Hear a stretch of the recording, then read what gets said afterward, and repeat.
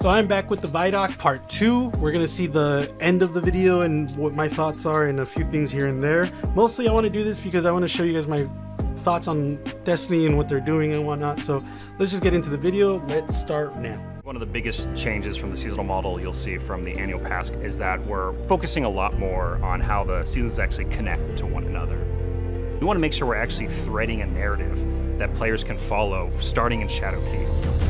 We're going to start telling one continuous story. You want it to be meaningful. You want to understand, like, why was I sent there? We're actually trying to set up this concept of the season being something that occurs and you want to be there and you want to experience it. The players are moving the world forward. They're making an impact. They're leaving that resonance in the world itself. How can Guardians actually come together and do something that unlocks rewards, pursuits, new experiences for everyone? We want a universe that's dynamic and changing. It's a universe where you can have memories. You can say things like, I was there when.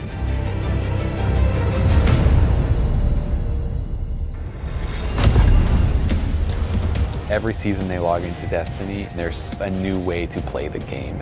Season rank, the artifact, the bonus power that comes with the artifact, player elective difficulty.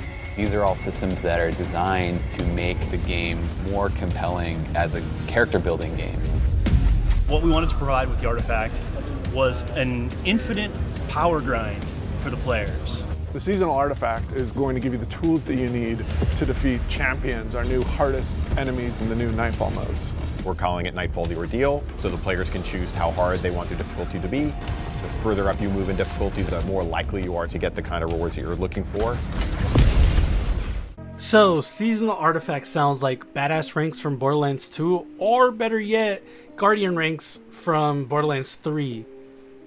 Not only that, but my fear with this whole new artifact is that if you guys aren't aware of World of Warcraft or any of their expansions,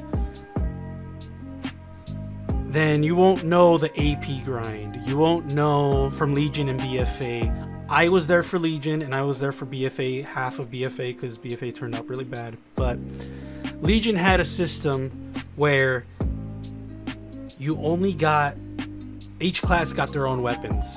And for me, I was a Fury Warrior. I loved it. It was my favorite class, hands down. But one of the cool things was that you ended up getting a legendary weapon for each class, which with backstory, and that's the only weapon you had in the game, for Legion at least. So you would kill stuff, you would play the game and whatnot, and you would level up your weapon. That was literally end game right there. You would literally level up your character, you level up your weapon, excuse me. And then you would start leveling up your AP, which was basically your weapon. So in order to level up your weapon, you had to grind AP, which was artifact power. Artifact power was a bitch to grind. It was annoying, especially on later, like when you started doing other characters. Oh fuck, that was annoying. So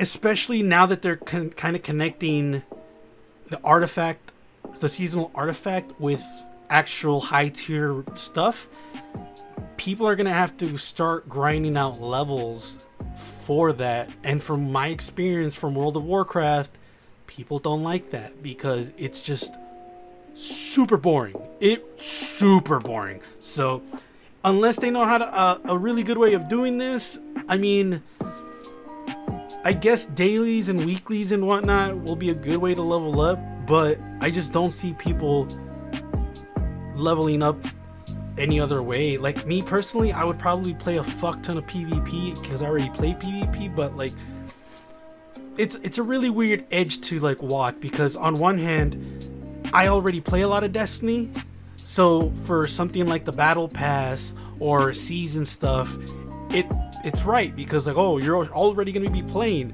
But I'm gonna start resenting the fact that, well, I know I was already gonna play, but now you're making me have to play. Beforehand, it was like I didn't have to play, but I did. Now it's like you have to play because now you have to play. So hopefully they don't make it as grindy as the AP grind was in Legion and BFA for World of Warcraft. And you guys that are experienced in World of Warcraft from Legion and BFA, please comment on below like how it was, because I know I'm not the only one who hated the AP grind, especially when people are like, oh, what level is your AP, like what level is your weapon, all that. Man, I don't think you can go with the raid with us or to the dungeon with us, because some skills were super beneficial to the point where it's like we kind of don't even need you. So that's my fear as well, is that we're gonna get up to the raid and now we're gonna have another barrier for like, oh well, what level is your artifact? Oh well, it's only this level. Oh man, so you don't have this gun or this level? Yeah, I don't think you could come, man, sorry. Like that in of itself sounds horrible. So Bungie needs to really like think about and prioritize like, well, how are we going to be able to let them power up? Because an infinite level scale or an infinite like leveling sounds cool in theory until you really think about it. I'm literally going to be leveling up and becoming more powerful over time. And it's not like in WoW where it was like, oh, incremental, like almost not like useful stats. It was just like, oh yeah, 1% or some shit. This is apparently like going to be like massive. So it's probably going to become a thing where only the best of the best can be there, unless you know someone that can help you get there. Like I said, it's very I don't know how I feel about it. That's all I can say. So let's get back. The end game now is about powering up your artifact to get more powerful beyond your gear, so you get to the hardest challenges, the hardest level of the Nightfall, or you're trying to hit the hardest raid challenge or the dungeon. So this is exactly what I was talking about. The more you level up your seasonal artifact means the more you can do the hardest nightfalls, the hardest raid challenges, or the dungeon. And I don't think that's the best thing, especially for like casual players or players who just don't have that much time. This sounds super beneficial for literally streamers and YouTubers. This sounds like, oh yeah, this is amazing, I'm gonna be able to do so much content for Destiny for years, that's cool. But you are not the main fan base of the game. The main fan base, unfortunately, is casuals and the people who don't have much time. The people like me who have literally 16 hours to kill every day because that's all they do, and I'm starting to do YouTube. That means like it's beneficial for me, especially since if I can get up to a clan that does this shit on the daily. But for people like casuals, it's not their job to play this game. That's the best thing I can tell you. It's not my job to play this game that much. It really isn't. So this is part of the negative video that I was talking about last video. I like the seasonal artifact. I love the idea of it, but making it an infinite grind where the more you grind, the better shit you can get later is cool, but it's just, I can see a lot of negativity coming around this, especially when people are already mad that pinnacle weapons or PvP pinnacle weapons are already as good as they are, and oh, the rich need to stop getting richer.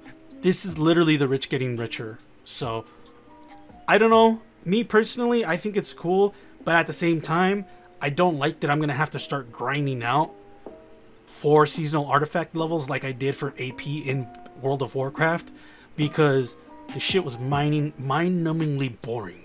So if I have to literally just keep playing Crucible matches over and over and over and over until my brain becomes mush, that doesn't sound fun to me. That just sounds like work. Especially since at that point, why would I not just put a bot to like just move myself around? So I see a few problems with this, but I do see more good than bad, but I do see the bad in it is pretty fucking bad. So let's continue on. The dungeon that we're shipping in Shadowkeep's time frame is deep within the moon. You fight your way down into like the depths of this chasm, and there's all kinds of traps on the way. This is an opportunity for people that want the raid experience in terms of the mystery of the activity, but with Fire Teams 3.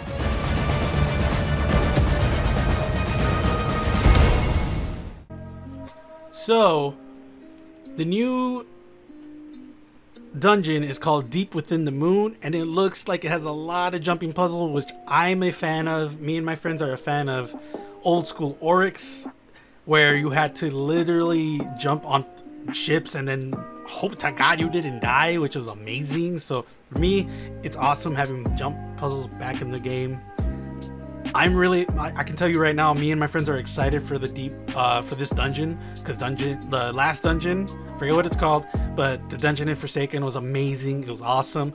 I do think your reward for finishing it solo without dying should have been something really fantastical instead of literally nothing. So in this one, hopefully it is soloable, and hopefully they give us something worth a shit instead of just like I got like 100 points for my triumph score.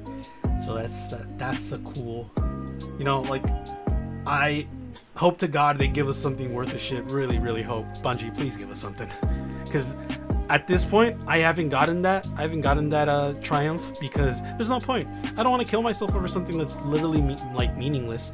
I'll probably get it because I don't want my friend to flex it in front of me, but I'll probably get it when it's so much easier than now. So yeah.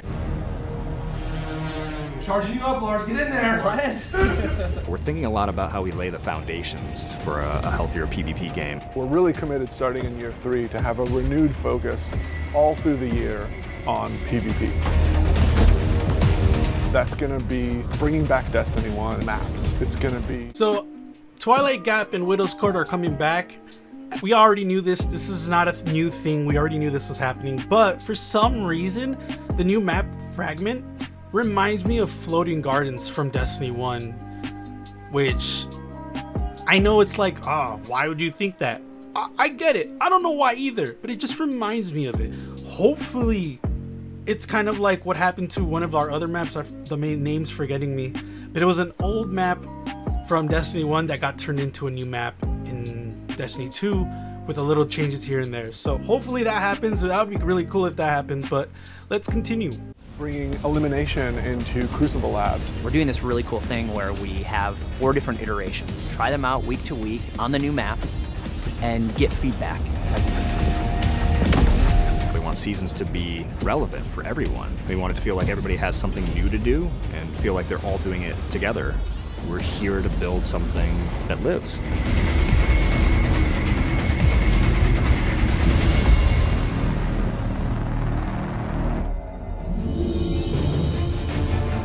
Season of the Undying is when the Vex start invading from the Black Garden. And when they start invading the moon, you get to help take them out. Over the course of that 3-month period, you're going to be getting more powerful, stronger, and then eventually you're going to stop that invasion. The story that we're telling is about the impact that the Vex can have on the whole solar system if we leave them unchecked. It's really going to kick that Act 1 of Year 3 off. And then Season 8 gets going with a raid, Vex offensive, we've got nightmare hunts, exotic quests, explore the moon, new strikes, new PvP maps.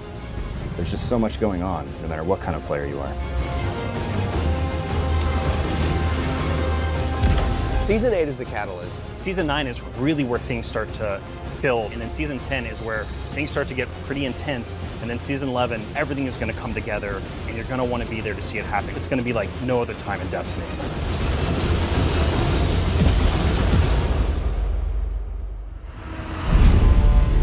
Single evolving world is one of the biggest changes that we're going to make over time to Destiny.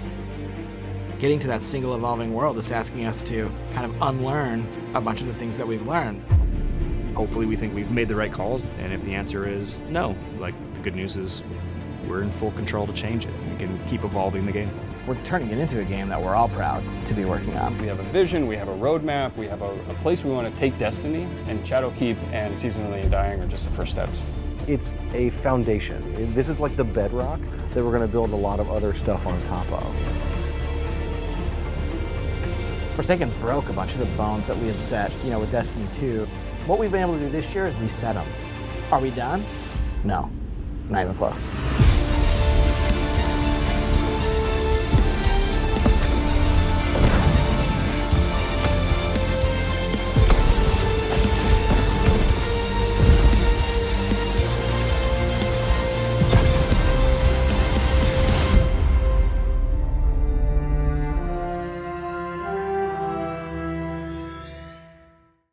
video, guys. I really like the Vidoc. There's a few things that I didn't say, like how they're gonna be bringing back Destiny 1 maps for PvP, which I think is amazing.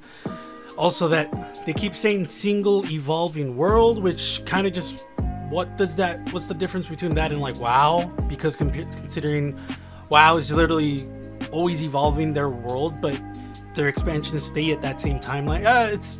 WoW is just completely different, but like, it's just, I can't help but think about WoW because it almost follows the same formula, especially since most of the devs from Destiny 2 love WoW.